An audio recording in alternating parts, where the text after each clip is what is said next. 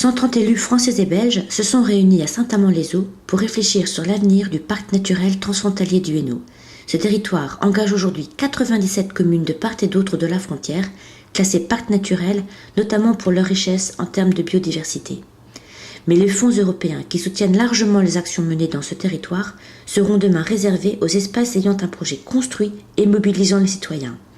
D'où l'interrogation des élus sur l'avenir de ce territoire. Question, est-ce que transfrontalier c'est un plus ? Nous avons supprimé la frontière sur notre territoire, mais on s'aperçoit que de nouvelles frontières se créent à la périphérie, entre les pôles urbains, les communautés, etc. Donc il faut que nous nous structurions encore mieux. Et donc nous allons maintenant travailler à la création éventuellement d'un GECT, d'un groupement européen de coopération territoriale. Le plus de cette journée, c'est à la fois d'avoir des gens qui vivent le territoire et peuvent parler de ce qui en forme finalement le sens dans une dimension européenne et transfrontalière, et puis en même temps des gens qui réfléchissent, qui essayent de bâtir, de trouver des solutions face à des difficultés qui restent réelles de communication entre finalement deux administrations différentes, deux réglementations.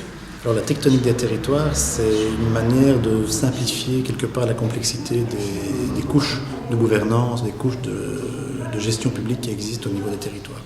Donc ici, on sait qu'on est notamment conditionné par des décisions qui sont prises au niveau européen, qui sont prises au niveau national, de part et d'autre de la frontière.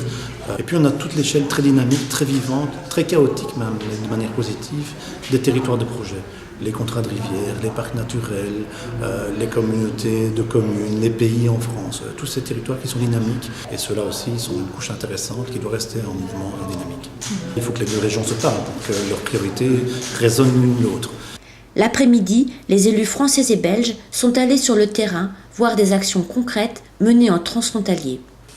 Parmi elles, l'aide à la restauration de vieux arbres, la sensibilisation au paysage ou encore le développement de nouvelles filières pour l'agriculture. Fabienne Leloup, universitaire, dresse le bilan de la journée. Le territoire, il existe, il a des atouts. Il doit mieux se situer par rapport aux autres territoires qui l'entourent et il doit se trouver une règle institutionnelle ou en tout cas une façon de se gouverner, de se coordonner de façon durable.